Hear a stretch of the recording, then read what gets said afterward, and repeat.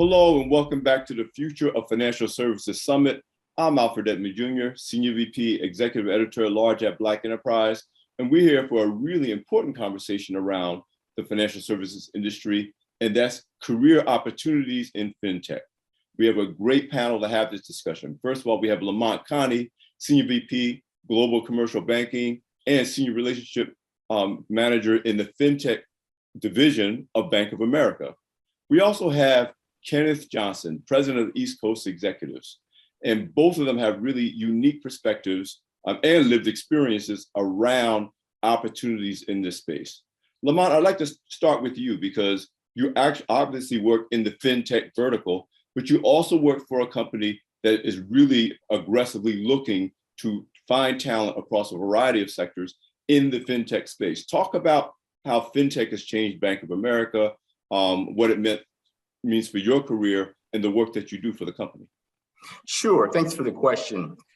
So understanding fintech industry trends and where we are, I think it's always good to start with where we are in the business cycle and so to speak, follow the money. And I just jotted down a few notable points here to help illuminate that because it's in the news, it's prevalent that technology is slowing down, fintech hiring is slowing down, and just a couple of salient points to help drive that point. Global fintech funding is down 33% quarter over quarter to hit a really low in the industry right now since Q4 2020. And deals also are at a 6-quarter low, dropping 17%. And in line with this trend, the mega deals, those large infusion of cash into new technology startups, has also really slowed down. And just 20 fintech unicorns were born this last year, marking the first time this figure's fallen below 30 since Q4 2020. And so overall, as we follow the money, we're finding that there's a slowdown. But in banking, there's a unique story going on. Indeed, a lot of our clients are asking us to do more digitally. In fact, we earn more revenue engaging with our clients through a digital platform than we do in person. So that's very notable. And so banks are at a point now where they've got to make a strategic decision. Do we build it or do we outsource it? And for Bank of America, our strategy has lent itself to developing in-house. So that puts us at a unique dilemma. We are looking for talent. So Ken, LaMont has made some really interesting points about current trends. And in general, we're talking about a lot of the startups hiring and the startups are slowing down. But the major companies, many of which you recruit for, are actually trying to find talent and to leverage up their fintech capabilities. What are you seeing out there in terms of the both what the kinds of talent the financial service industry is looking for and where the opportunities are? And we should note that there are opportunities beyond just pure financial or for pure technology. Talk about that. Yeah, I think you bring up a valuable point, and just kind of piggybacking off of what LaMont was speaking on, what we've seen with some of our clients, indeed, some of the fintech-based opportunities, if they're in reg tech or programming or product development or wealth tech, or even some of the AI and machine learning opportunities have slowed down a little. But we've seen some of these fintech companies start to build the infrastructure internally.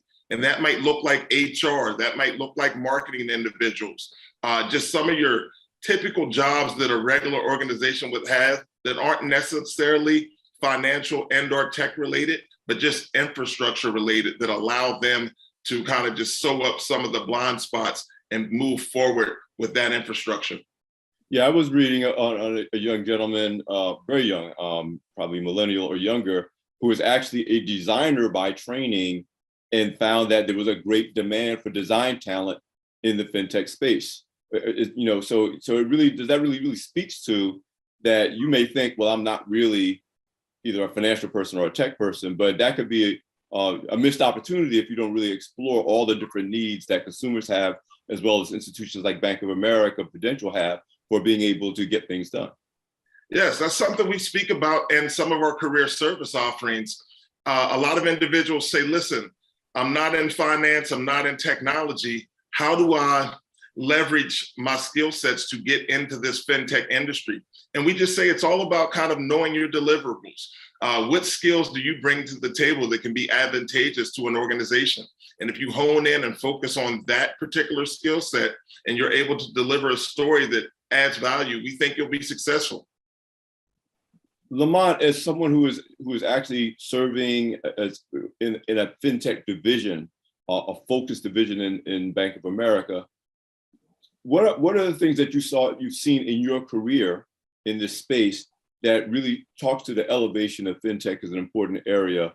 Have you already talked about you're doing more revenue and business digitally than you are doing in person? I think people are kind of getting a grasp of that, you know, especially if you're a baby boomer like me and you remember the emergence of ATMs. But talk about how much further it's gone. I mean, with my bank app, I go into ATM every once in a while, but my bank app, I think of all the things that I can do from my phone. So in your division, what does that mean for you as a senior manager and a senior executive in your division? I mean, quite frankly, we're seeing the speed of corporate banking accelerating, and the pace of technology change is increasing as well. And Bank of America is investing in new technologies such as artificial intelligence, automation, all driven by customer demand.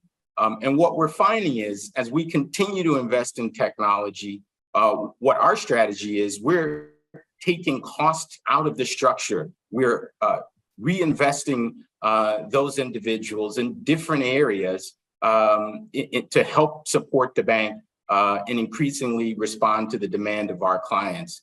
And we partner with private and public companies to develop our technology.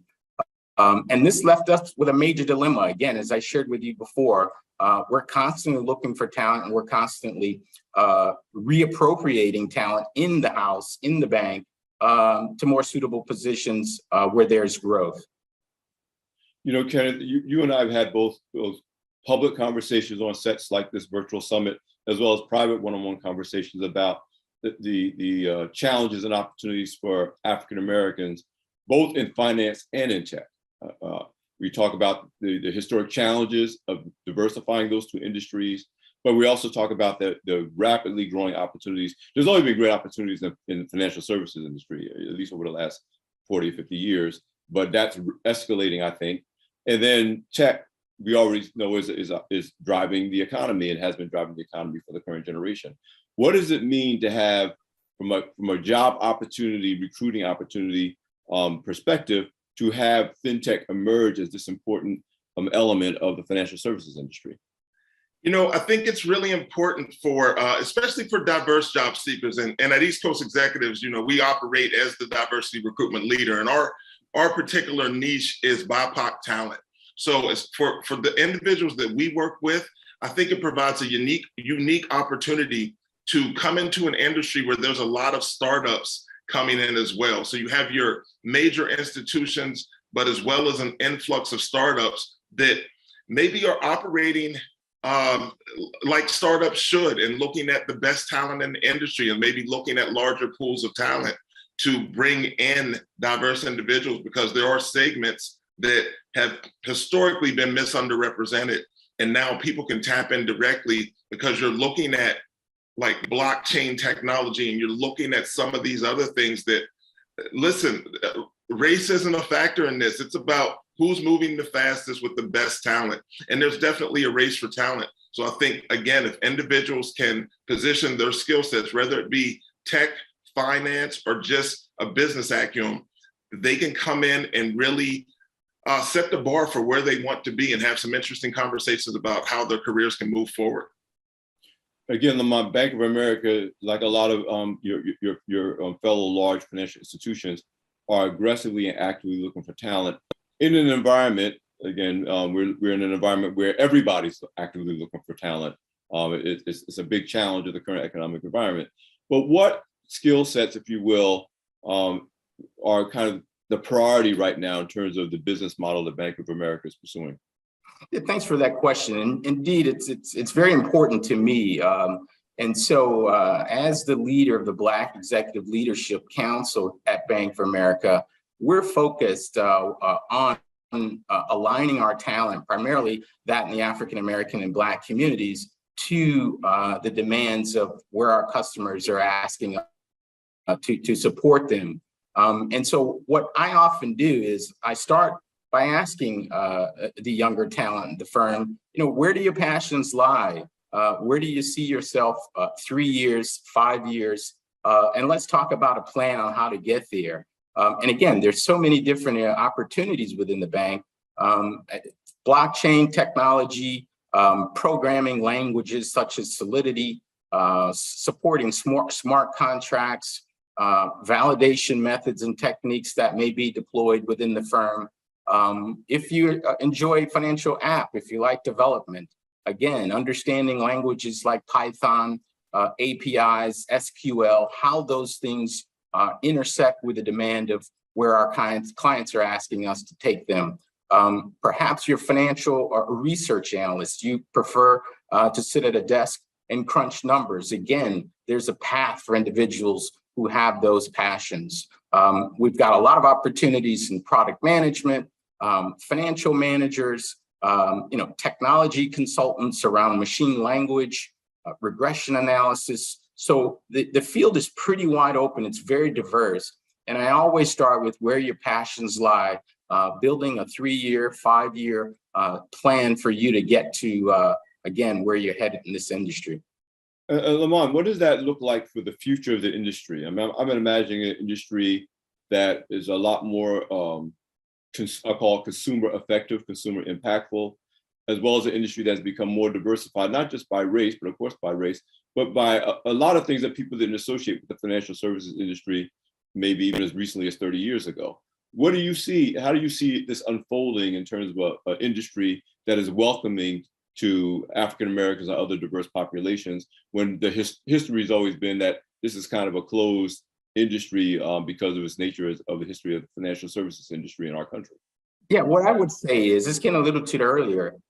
This is not a race question. This is about building the skills, building the profile of what's in demand today. And if you understand, again, just interacting with day-to-day life, interacting with your bank application, your bank app on your phone, understanding what you see are gaps within that app, where you think there may be opportunities. So there's green space here, and we're always looking for talent to come in and assist us in providing the direction of where they'd like to see us go. And so we have a very detailed approach to the way in which we develop and roll out technology at the firm. And it all starts with understanding, again, what our customers are asking us, and then leveraging the talent that we have in-house in building that out and delivering those solutions.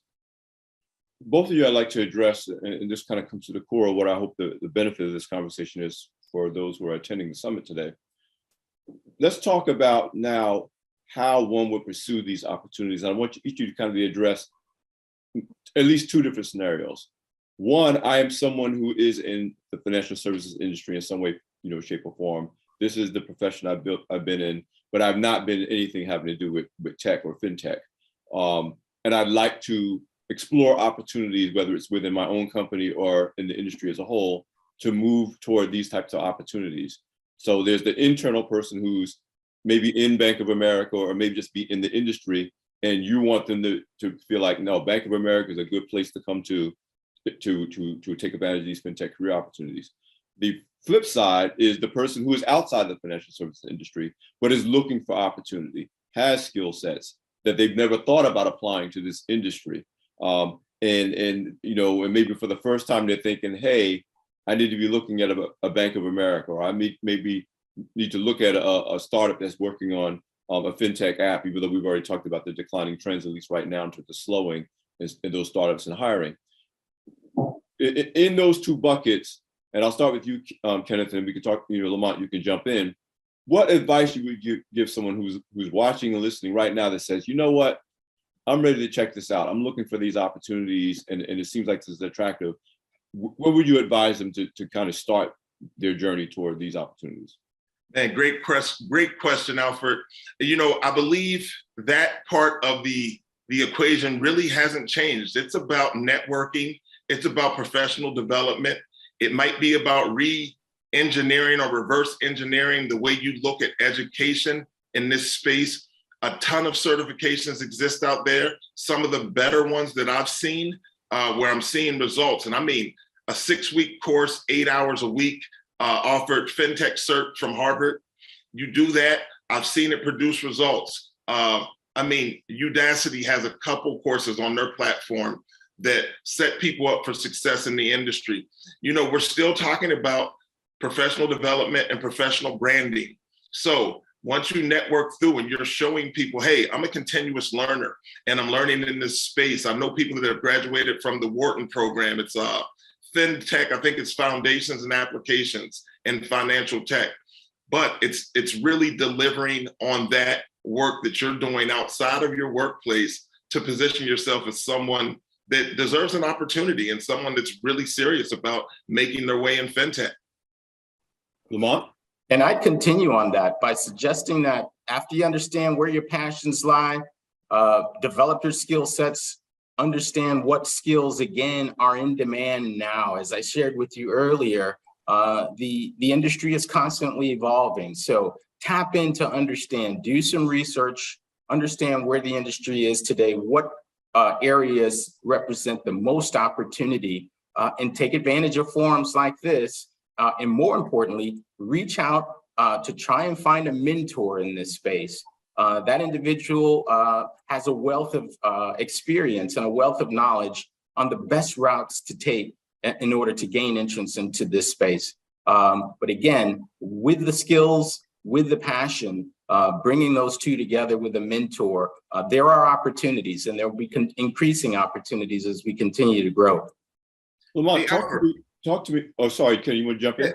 Yeah, I want to jump in real quick because I think what Lamont was speaking of prior, he seems like he's operating as an internal advocate for individuals that really are looking for opportunities. And I think when you can find that, because Lamont's in a position to know what's ahead. He's understanding, where this is going, and some of the numbers he gave earlier even piqued my interest just to say, oh, I might want to revisit the way I'm looking at some of this. So if you can find somebody within your organization like a Lamont that kind of has their pulse on what's happening, that's your best friend. Lamont, I was going to jump on that as well, because I'm looking at your leadership of the employee resource group. And I've talked to other leaders of employee resource groups, both, again, offline and in conferences like this. And one of the things that, and I don't know if this is really a new thing, but I know it's something that's even more underscored in the last couple of years.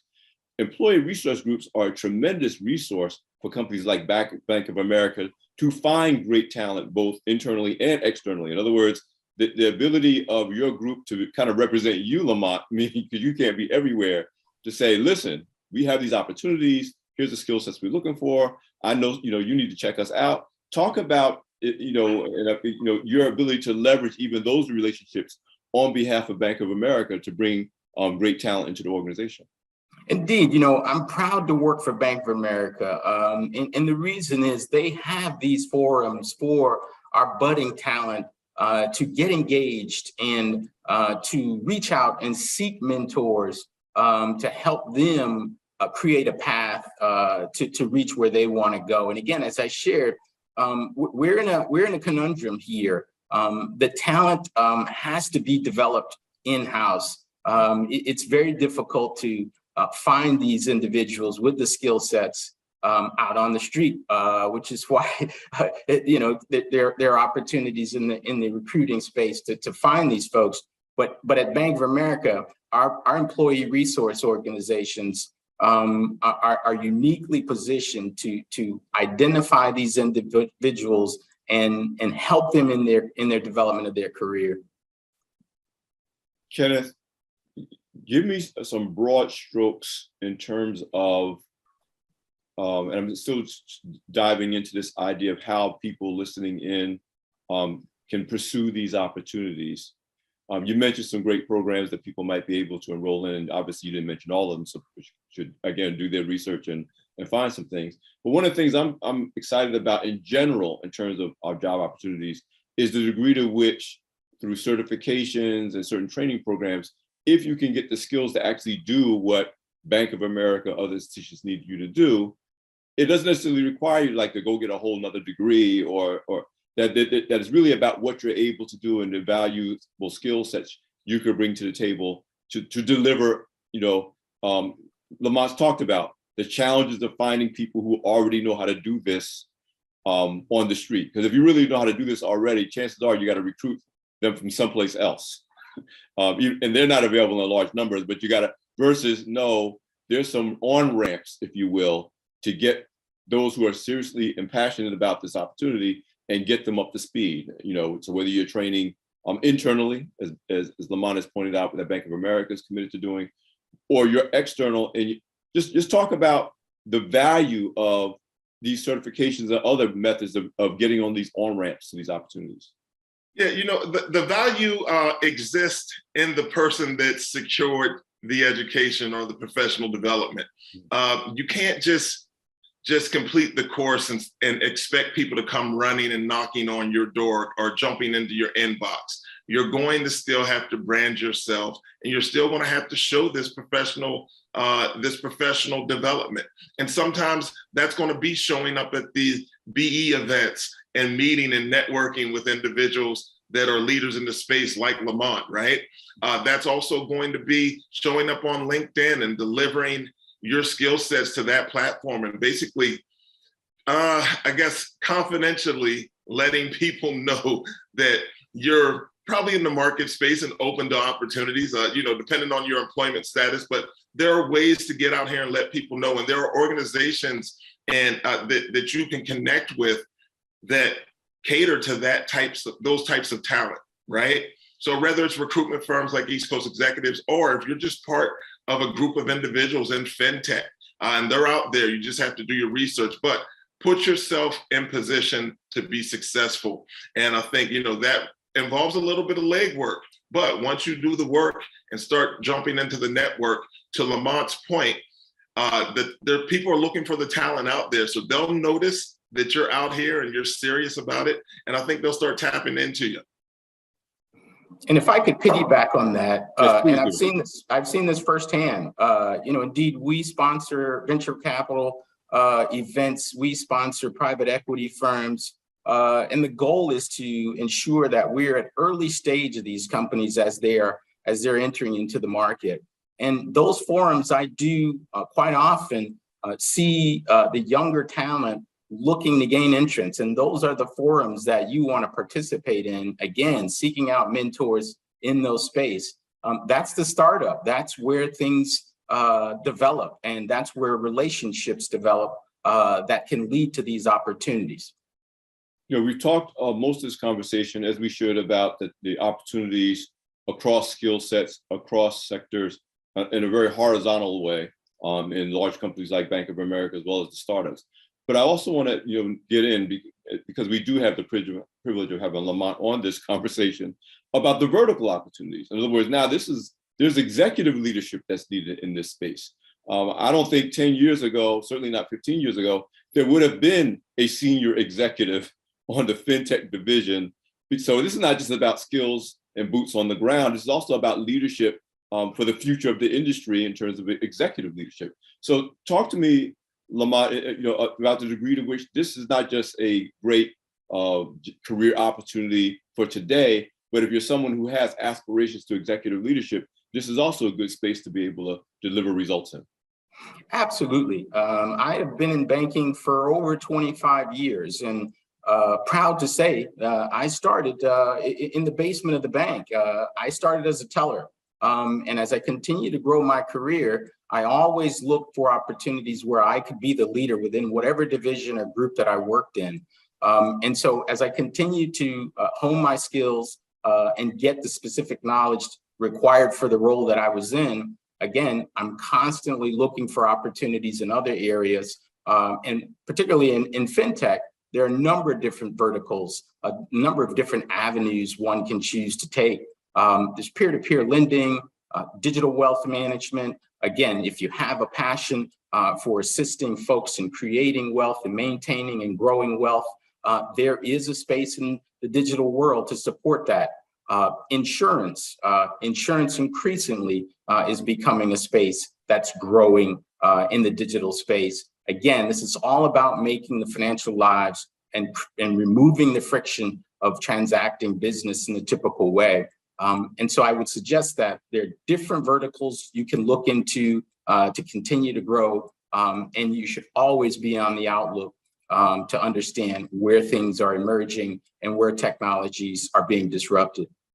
You know, I would be remiss if I didn't, you know, mention this point, and it was raised by one of our other speakers for this virtual summit, Larry Wade over at PayPal, about this being, and it's going to be weird to use this word, but a fun space to be in, meaning it's an exciting thing to be part of the future of the industry that is kind of reinventing the industry. Like you said, whether you're talking about insurance, whether you're talking about transactions, whether you're talking about traditional banking, whether you're talking about lending, whether you're talking about portfolio management, that, you know, in an industry that historically has been seen as a very kind of traditional, you know, just, you know, count the peanuts industry, this is really exciting.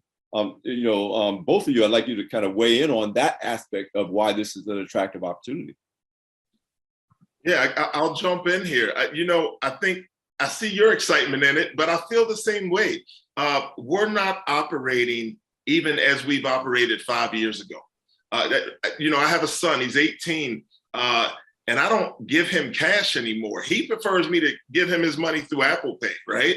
So as the tools continue to develop and it becomes more interesting on how we use these services that are being created, I think, you know, within that, you have to get excited about the opportunities to be a part of an industry that continues to evolve at such a rapid pace that pace dictates opportunities on the back end, right? New ideas will come about. And if you're a creative or if you are an idea generator, there's a space for you in this place. But also, if you're a foundational part of an organization, there's a space for you in the space as well, right? So I think that's exciting because there's an inclusive nature to that. And hopefully individuals that are currently in banking or tech are seeking out sponsors to kind of keep them abreast of what's going on and maybe speak for them in the rooms that they're not in and advocate. But for those that are looking to get into the industry, man, if you got an idea, start looking to connect and network with people that understand that ideas add value. And I think you'll find yourself in a great situation. Yeah, Lamont, you're a veteran of the industry, quarter century in.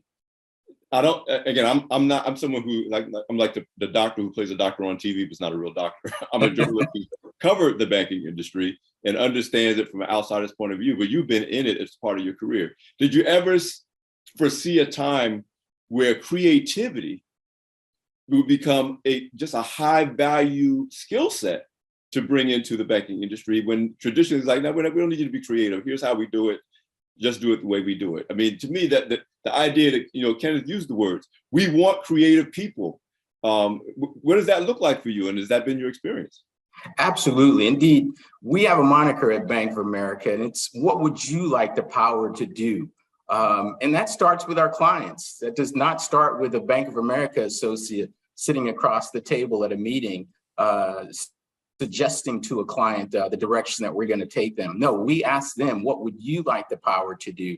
And so doing that, we have to be good listeners. And what we're asking is, we're asking our clients to be the change that they would like to see, and allow us to support them in creating that reality for them. And it's very rewarding for me, again, being on the forefront to understand where investments are being made in fintech, to be able to suggest to our clients where the technology is taking us, and sharing those ideas, being advisory in those discussions, really begins to evolve the way in which our clients are indeed delivering solutions for their clients.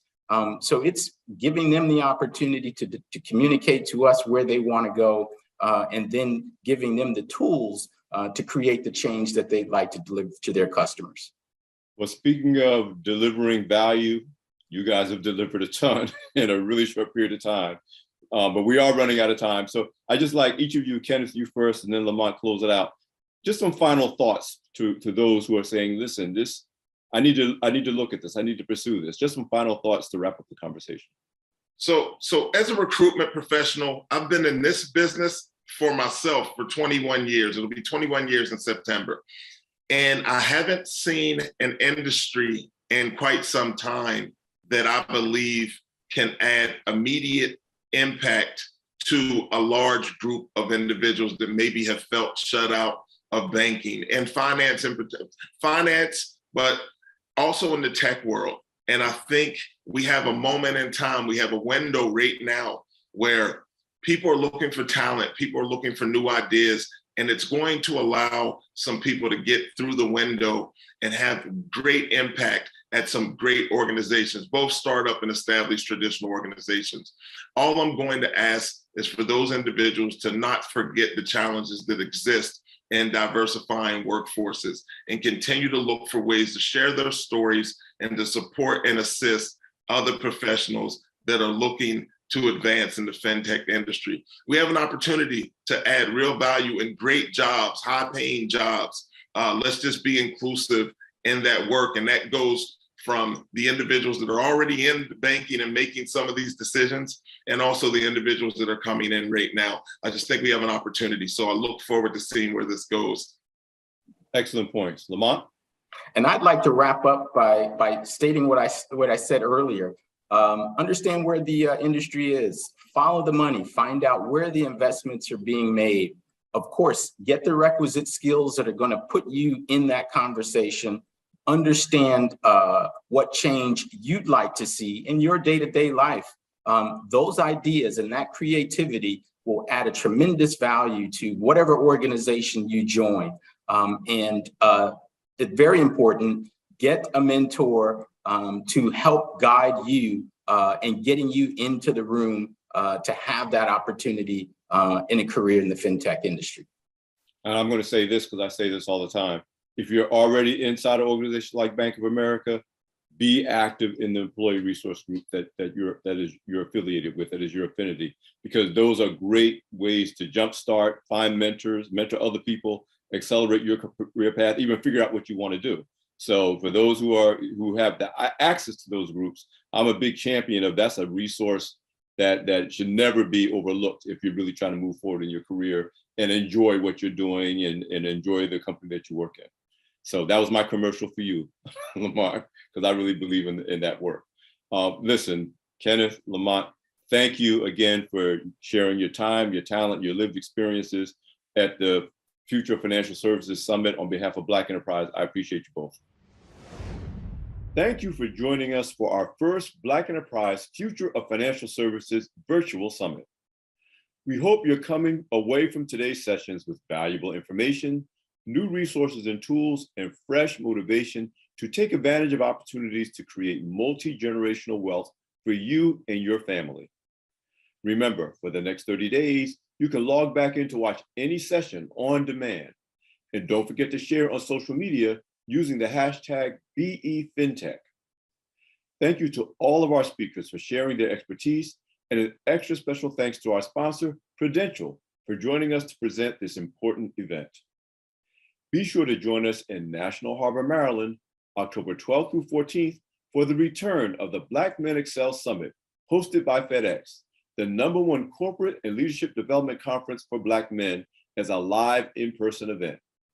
For the latest information on all of our upcoming events, both in-person and virtual, go to blackenterprise.com/BE-events. The message today was loud and clear. Pathways to wealth, both established and new, are accessible to you in the age of fintech, cybercurrency, and blockchain technology. Take control of your finances, continue to educate yourself, and seek out and explore opportunities. Now is the time to put what we've learned into action. Let's each of us do our part to close America's